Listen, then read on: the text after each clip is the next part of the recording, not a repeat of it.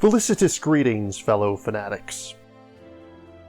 Welcome back, ladies and gentlemen. I'm Adam the Fanatic, and today we're going to be taking a look at two of my favorite two-player games, Seven Wonders Duel and Splendor Duel. If you can get only one of these, which one should it be? Let's start with a brief overview of each and find out.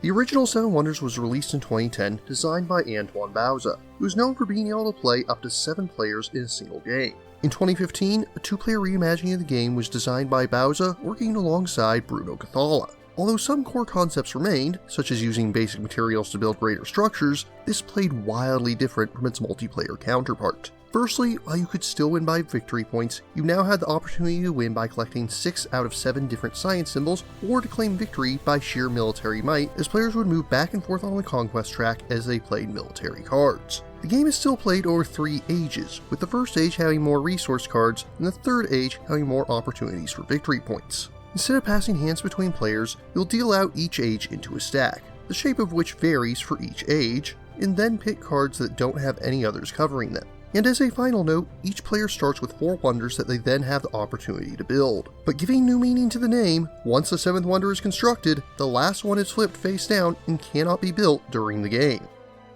Meanwhile, the original Splendor was designed by Marc-Andre and released in 2014. Like Seven Wonders, it won many awards upon release and continues to be a big seller even a decade later. Its two-player adaptation is much more recent, only having come out in 2022, but likewise was co-designed by Andre working with Cathala. Unlike the original Splendor, where you're simply picking up jewels from piles, you'll instead shuffle the tokens in a bag, then spread them out upon this grid, and players may then pick a line of up to 3 gems. As with Seven Wonders, there are now 3 victory conditions. The first to claim 20 points, 10 crowns, or 10 gems of the same color will attain victory. However, this time around, the cards they claim can give more than just points and resources. They also do a variety of other effects depending on the individual card.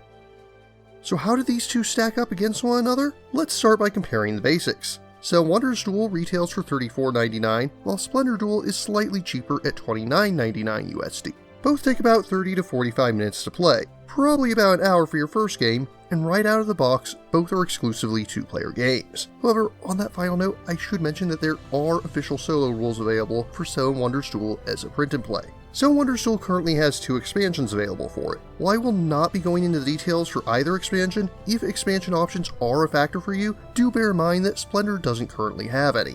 Setup isn't too long for either game, though it does take a little longer for Seven Wonders Duel, especially since each age requires a little bit of extra setup as well. Cleanup for both titles is quick and simple, and they each have a pretty good insert included that holds everything in place. As for the games themselves, both are engine builders. As aforementioned, both have 3 ways of claiming victory. One of the biggest differences in the game is how the games use randomization. For Seven Wonders Duel, you'll shuffle up the wonders at the start of the game and draft them in 2 sets of 4. This means that a total of 8 out of the 12 wonders will appear in each game. Similarly, when you shuffle up and deal out the cards for each age, 3 cards will be unused, plus 4 guilds for age 3.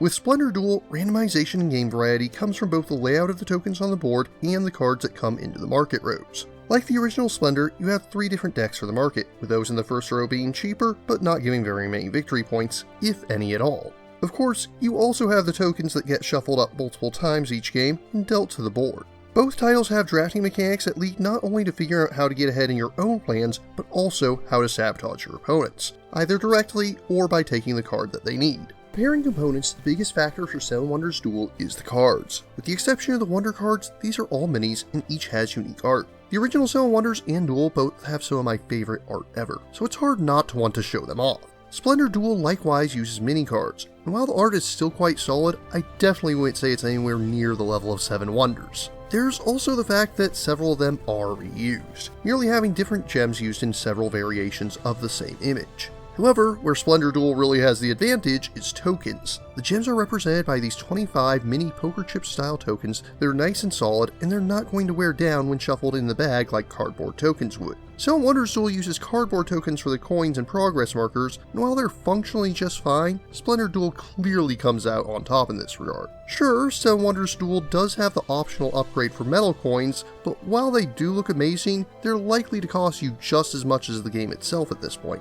And besides, we're comparing base game to base game.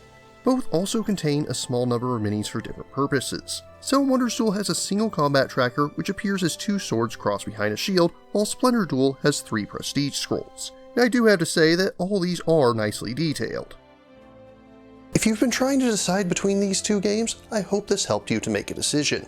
As for myself, which would I choose? Well, obviously, I have both of them.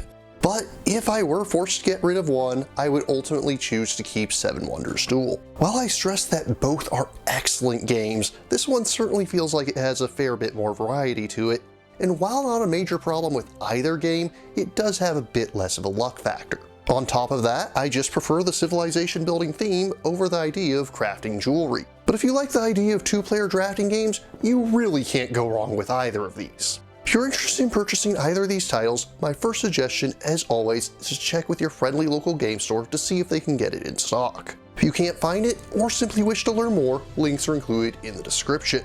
What about you? Which duel do you prefer?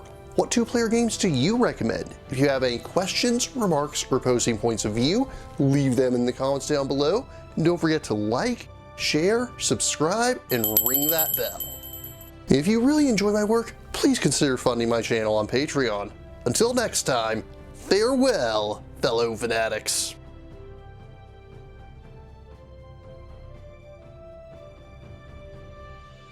Thank you again for watching. I have plenty more to share with you if you're interested.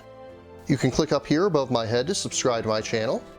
You can click over here on my monitor to see the most recent video that I've worked on. Or if you prefer, you can click up here to open this mysterious vault and see what video that the YouTube algorithm has picked just for you.